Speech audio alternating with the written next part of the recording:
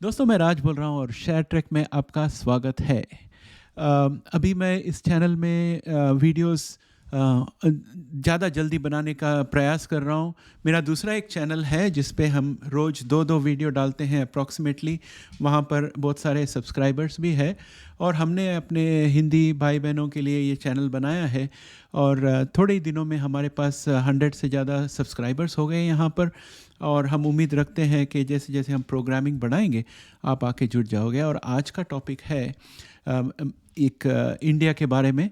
और मैं कनाडा में रहता हूँ और मैं हमेशा देखता हूँ कि यहाँ की जो न्यूज़ मीडिया है इसमें इंडिया में जो बुरे से बुरा न्यूज़ होता है वही यहाँ पर आता है और जो भी न्यूज़ इंडिया को बुरी तरह से प्रेजेंट करता है वो यहाँ पर अच्छी तरह से दिखाई देती। लेकिन अच्छी अच्छी न्यूज़ जो इंडिया में होती है वो यहाँ इतनी जल्दी नहीं आती।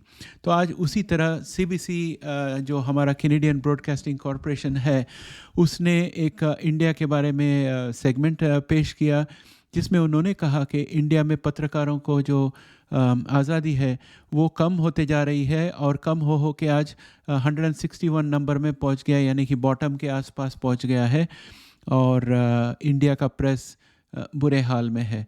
तो मैं आपको थोड़े थोड़े क्लिप्स बताऊंगा, फिर बाद में मैं आपको डेटा भी बताऊंगा कि किस तरह से मुझे लगता है कि ये जो पूरा रेटिंग है ये बायस्ड है। तो पहले आपको क्लिप सुनाता हूँ। The crush of reporters, a common sight in India, long known for a boisterous press. But this scene belies what's laid out in the latest World Press Freedom Index. India slipping 11 spots to 161st out of 180 countries. इस article में इन्होंने जिस index का reference किया था वो ये है। इसका नाम है रिपोर्टर्स विदाउट बॉर्डर्स rsf.org और इसमें आप देखोगे तो इंडिया रेड में है, ग्लोबल स्टेटस 161 है और इसमें टोटल कंट्रीज़ जो है आप गिनोगे तो let me go to the very bottom 180 countries है और इसमें चाइना नीचे है, सब नीचे है यहाँ पर। और इंडिया जो है Laos, Venezuela, Nicaragua, Belarus, Palestine सब के नीचे है और पाकिस्तान के भी नीचे है इंडिया इसमें अकॉर्डिंग टू दिस इंडेक्स। ठीक है, अभी मैं आपको फैक्चुअल बताता हूँ। आप यहाँ देखोगे यूनाइटेड स्टेट्स नंबर 45। ठीक है, यूनाइटेड स्टेट्स में प्रेस की जितनी धज्जियाँ उड़ाई गई है उसका कोई हिसाब नहीं। आपको मैं सबूत बताता हूँ।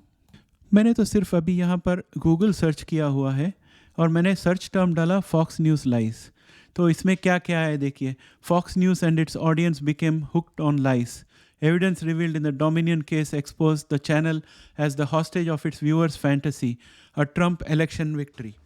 तो ट्रंप ने झूठा कहा कि वो इलेक्शन जीत गया लेकिन उसके वोट में धांधली करके बाइडन प्रेसिडेंट बन गए और फॉक्स न्यूज़ ने उस झूठ का सहारा दिया। तो डोमिनियन एक वोटिंग मशीन वाली कंपनी है, वो झूठ में उन्होंने बोला कि डोमिनियन मशीन जो है ट्रंप का वोट को निकाल के बाइडन के नाम पे डाल देती, इसलिए बाइडन जीता और इस तरह से बाइडन ने चीटिंग किया। तो डोमिनियन ने केस डाला फॉक्स न्यूज़ के ऊपर क्योंकि उनके कर्मचारी और सबके ऊपर हमले होने लग गए, पब्लिक बहुत नाराज़ हो गई। तो फिर जाकर यहाँ देखिए Fox News surrender 700 million plus payout for lies breaks record, यानी कि record breaking penalty Fox News ने दिया। अभी ये प्रेस की आज़ादी है कि वो कुछ भी झूठ बोल सकते हैं। इधर पूरे राष्ट्र का जो पूरा यूएस का जो बड़ा इलेक्शन हुआ था प्रेसिडेंशियल इलेक्शन, उसके बारे में वो झूठ बोल सकते हैं और उन्हें कंट्रोल में रखने वाला कोई नहीं। और ये जो प्राइवेट कंपनी है इसने कोर्ट में जाके उनके सामने लड़कर 780 या ऐसा कुछ मिलियन का कॉम्पनसेशन लिया है। इसके पीछे पीछे स्मार्टमैटिक एक और वोटिंग कंपनी है, वोटिंग मशीन कंपनी है जो $2.6 बिलियन का केस लेके आ रही है फॉक्स न्यूज़ के ऊपर। अभी कोई भी देश में अगर फॉक्स ये ऐसे आज़ादी दो आप प्रेस को जिसमें वो किसी भी तरह झूठ बोल सके, ऐसे झूठ जो नेता भी झूठ बोल सके और उसे टीवी में भी समाचार वाले सच की तरह पेश करें। और जनवरी 6 को बहुत सारे ऐसे लोगों ने ये झूठे खबर सुनकर उत्तेजित होकर यूएस कैपिटल, यानी कि हमारे पार्लियामेंट की तरह यूएस कैपिटल है, उस पे जाके हमला बोला, उन्होंने खिड़कियां तोड़ दी अंदर जाके बहुत तोड़फोड़ किया और उनके वाइस प्रेसिडेंट को फांसी में लटकाने की धमकी दी, और ये सब हुआ। तो ये सब प्रेस की वजह से हो गया, क्योंकि प्रेस ने जो काम करना चाहिए, प्रेस का असली काम क्या है? प्रेस का असली काम है कि जो घटना घटी उसके बारे में फैक्ट्स बताना है, और रिपोर्टिंग और ओपिनियन ये दो अलग अलग चीज़ें हैं। रिपोर्टिंग इज़ फैक्ट बेस्ड, यानी कि अगर गाड़ी जोर से आई, मीडियन में लगी टकरा कर और उसमें 3 लोग मर गए, ये रिपोर्ट करना फैक्ट है। लेकिन अगर आप उस पर कहो कि फलाना नेता ने इस गाड़ी में लोगों को भर के भेज दिया था और दूसरे किसी ने वहाँ पर मीडियन बनाई थी और ये जानबूझकर हुआ था, ऐसे जो मसाला डाल के बात करते हैं उसको ओपिनियन कहते हैं। तो हर एक डेमोक्रेसी में ओपिनियन के लिए पूरी छूट है, लेकिन न्यूज़ जो है वो न्यूज़ होना चाहिए। यूएस में वैसे नहीं था, न्यूज़ और ओपिनियन जो है दोनों मिक्स हो गए, और किसी को पता नहीं कि कोई आदमी सच बोलता है कि झूठ। और ये जो प्रेस है इसने दोनों तरह को इक्वल बनाने के लिए झूठ का, कोई झूठ बोले तो वो बता देते कि ये ऐसा ऐसा बोल रहा है, और साथ में वो दूसरा नेता ऐसा ऐसे बोल रहा है। तो इस तरह से उन्होंने नेगेटिव पॉजिटिव दोनों को इक्वल करके प्रेजेंट करने की कोशिश की। लेकिन जो कि यूनाइटेड स्टेट्स है, इसका डॉलर का चलन है, दुनिया का सबसे बड़ा देश है वगैरह वगैरह, उसके वजह से इनका नंबर अभी तक 45 है। क्या हमारे इंडिया में ऐसे हो रहा है? इंडिया में ऐसे तो बिल्कुल नहीं हो रहा है। आपको दूसरा भी एग्जाम्पल मैं देता हूँ।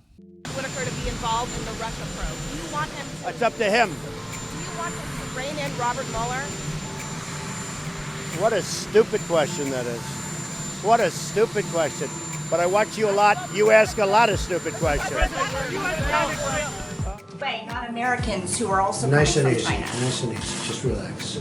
But did you know? No. it was Do going you to have to do spread your and research? become a pandemic? How many? I did my research. On the 23rd of March, you said you knew this was going to be a pandemic. Can I tell you what? well I did before- know it. I did know it. All I have to do is look. So you knew it was All going to anybody spread. knew it. Just, are you ready? How many cases were in the United States when I did my ban? How many people had died in the United States? So do you acknowledge that you didn't think Keep it your was voice going down, to please. spread? She's shocked that I picked her. Like in a state of shock. I'm not thinking, Mr. That's President. okay. I know you're not thinking. You never do. You said that it's incorrect to say you're limiting the scope of the FBI investigation. What does that have to do with Fred? I don't mind. Unemployed. It's so disgraceful the way you say that. Let me just listen. I just went over it. Or this grant supposed to make people I just went confident over in it. an unprecedented crisis. On January 30 What did your administration do in February with the time that your travel ban A botched? lot. What? A lot. And in fact, we'll give you a list. What we did, in fact, part of it was up there. We did a lot. Look. You know you're a fake. You know that. Are you going to include the Congressional Black Caucus and the Congressional Well, I Hispanic would. I Caucus, tell you what. Do you want to as well set as up the on meeting? Civic Do you want to set up the meeting? No. Are they friends of I'm yours? just a reporter. No, set up the I meeting. know some of them. Yesterday, Jared Kushner said the notion of the federal stockpile was it's supposed to be our stockpile. It's not supposed to be state stockpiles that they then use. What did he mean by our? The states are a part of the country. Don't make it sound bad. Don't make it sound bad. Go ahead, Steve. Go ahead, back here. Did you just even change the You just language asked your on the question. website? You just asked your question in a very nasty tone. On the campaign trail, you called yourself a nationalist. Some people saw that as emboldening white nationalists. Now people are also I don't know saying why you'd that say the that. That's president. such a racist There are question. some people that That's such a racist question. Honestly, I mean, I know you have it written down and you're going to tell me. Let me tell you, it's a racist question, Tree. Yeah. When will the rest of America have the same access that members of your own White House have to testing? And you know what? If we didn't get the tests, if we did no tests in the White House, you'd be up complaining, why aren't you getting tests for the White House? See, we can't win because if we didn't get the test, you'd be up. I understand you very well, better than you understand yourself. Why is this a global competition to you if every day Americans are still losing their lives and we're still seeing more cases every day? Well, they're losing their lives everywhere in the world. And maybe that's a question you should ask China.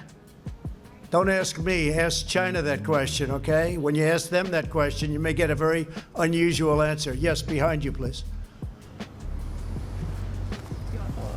Sir, why are you saying that to me specifically?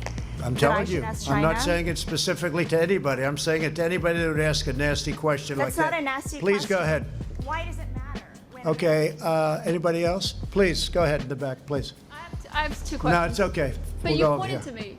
I have two questions, Mr. Next, President. next, please. But you called on me.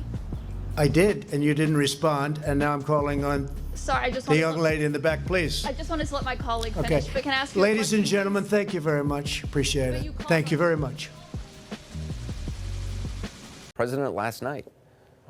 It was sort of shock and dismay that I always, knew that was a possibility. But there's then the process of how you deal with it, and then how you actually call up and tell your family that the president is mocking you when you've been a victim of a crime. Any guy that can do a body slam, he's my kind.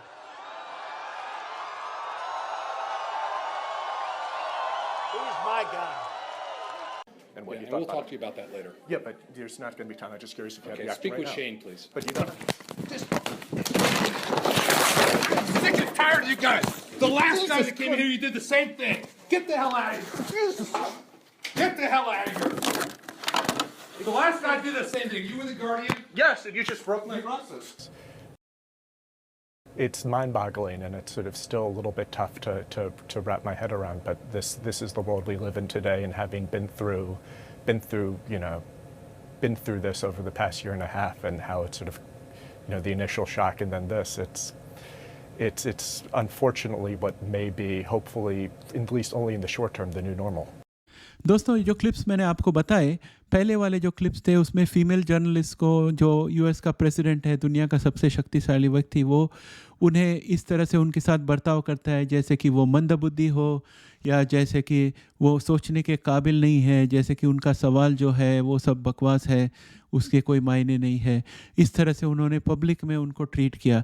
एक नहीं बल्कि चार अलग अलग female journalist को वैसे treat किया। और लास्ट वाला क्लिप जो था, वो क्लिप एक जर्नलिस्ट का था, गार्डियन के जर्नलिस्ट का था, जो एक पॉलिटिशियन को इलेक्शन के वक्त इंटरव्यू करने गया था, इलेक्शन के समारोह में, उनका जो रैली थी उसमें। तब वहाँ पर उस पॉलिटिशियन ने उस रिपोर्टर को, जिसको आपने CNN के स्क्रीन में देखा, उस रिपोर्टर को उठा के पटका और उसका चश्मा फोड़ दिया। तो ना ही उसके ऊपर इस तरह की अत्याचार हुई, लेकिन उसी शाम को प्रेसिडेंट ट्रंप अपनी रैली में उस पॉलिटिशियन की समर्थन कर रहे थे, ये कहकर के जो व्यक्ति प्रेस को उठा के पटक सकता है और उसका चश्मा फोड़ सकता है, वो मेरा हीरो है। और सभी लोग तालियां बजा रहे थे वहाँ पर। तो मैंने आपको ये सब क्लिप्स से ये साबित करा दिया है कि ये जो दो चीज़ें मैं आपको बता रहा हूँ। पहली बात है कि आज़ादी इतनी कि आप झूठ बोलो, और झूठ बोल के देश के जो कैपिटल है उसके ऊपर आक्रमण हो जाए अपने ही पब्लिक से, ऐसे जनवरी 6 का जो रायट हुआ था वो बना दो, आप कर सकते हो। क्या इतनी छूट होनी चाहिए प्रेस को? क्या प्रेस को अपने आप को देखना नहीं चाहिए कि संयम नहीं रखना चाहिए कि वो जो रिपोर्टिंग करते हैं वो सही है कि नहीं? ये फॉक्स के साथ मैंने आपको बताया, फॉक्स, स्मार्टमैटिक और जो दूसरे इलेक्शन मशीन सिस्टम का जो केस चल रहा था उसके ज़रिए। सेकंड सेट ऑफ क्लिप्स जो था उसमें मैंने बताया कि कैसे प्रेस में फीमेल रिपोर्टर्स को प्रेसिडेंट ट्रीट कर रहे थे बहुत बुरी तरह से, जैसे कि उनकी दिमाग है ही नहीं और वो ठीक से सवाल पूछ नहीं सकते, और उनको बेसिकली कॉन्डेसेंडिंग बोलते हैं, यानी कॉन्डेसेंडिंग तरीके से उनको ट्रीट किया। और लास्ट वाला क्लिप जो था उसमें हमने बताया आपको कि किस तरह से ये रिपोर्टर्स को एक पॉलिटिशियन ने पीटा और उनका चश्मा फोड़ दिया, और प्रेसिडेंट ट्रंप ने उसकी तारीफ़ की कि जो पॉलिटिशियन प्रेस को उठा के पटक सकता है वो मेरा हीरो है।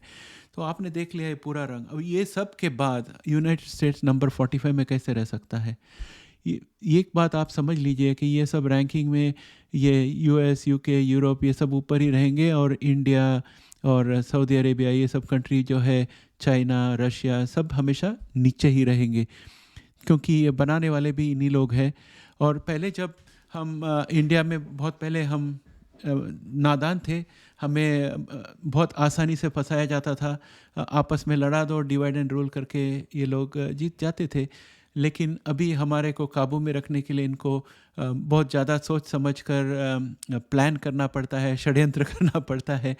तो इसके लिए तरह तरह के NGOs बना देंगे, तरह तरह के ऑर्गेनाइजेशन बना देंगे, उनके द्वारा इनका मैसेज कराओगे और बोलोगे आपके राज, मैं आपकी बात समझता हूँ, लेकिन इनको ये सब करके क्या फ़ायदा।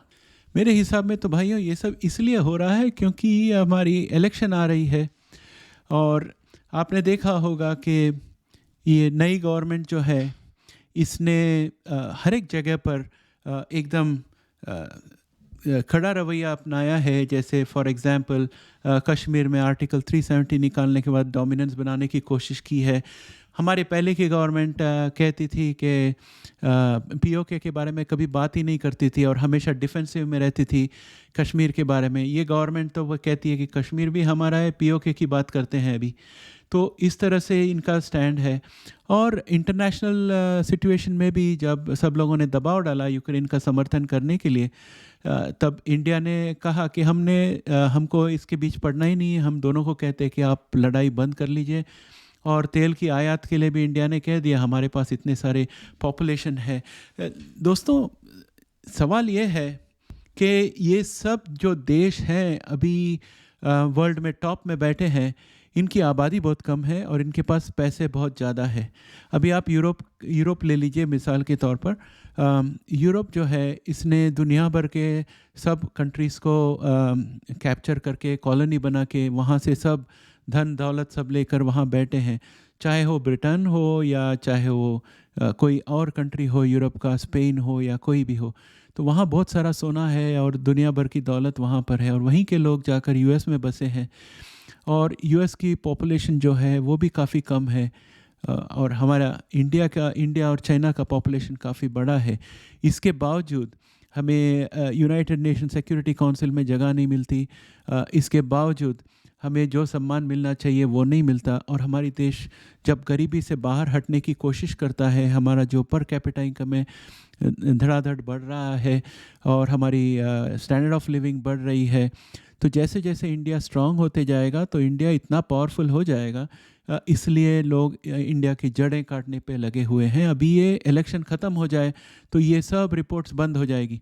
रिपोर्ट्स दोबारा अगले इलेक्शन के आसपास आएगी। तो साथियों, आप लोकल मीडिया भी देखिए और मुझे कमेंट्स में लिखिए आप वहाँ पर क्या देखते हो, क्योंकि मैं कनाडा में हूँ। कनाडा से मुझे जो इम्प्रेशन होता है मैं देखता हूँ और मैं हर साल में एक बार इंडिया आता हूँ। मेरे रिलेटिव्स भी है वहाँ पर, है दोस्त हैं वहाँ पर, सब बचपन के हम आपस में बात करते हैं। तो उसके ऊपर से मुझे लगता नहीं है कि इंडिया का प्रेस इतना ख़राब परिस्थिति में है। यहाँ तो US के प्रेसिडेंट खुद पत्रकारों को हड़ी कर देते हैं और उनके ऊपर स्पाइंग भी किया गया था। तो ये सब देखने के बाद मुझे लगता है कि ये जो इंडेक्स जो बनाया गया है, ये इंडेक्स न जाने किस आधार पर बनाया गया है और इंडिया किस तरह पाकिस्तान के नीचे आता है रैंकिंग में, वो मुझे समझ में नहीं आता। वहाँ तो खाने पीने के लिए दाना पानी नहीं है, कुछ नहीं है, हालत बहुत ख़राब है। वहाँ पर डैनियल पर्ल की हत्या हुई। तो पता नहीं ये कैसे इंडेक्स बनता है, लेकिन अच्छा नहीं लगता जब मैं ये सब देखता हूँ। आप लोग की क्या प्रतिक्रिया है ये आप कमेंट में लिखिए और मैं सुनना चाहूँगा। जय हिंद।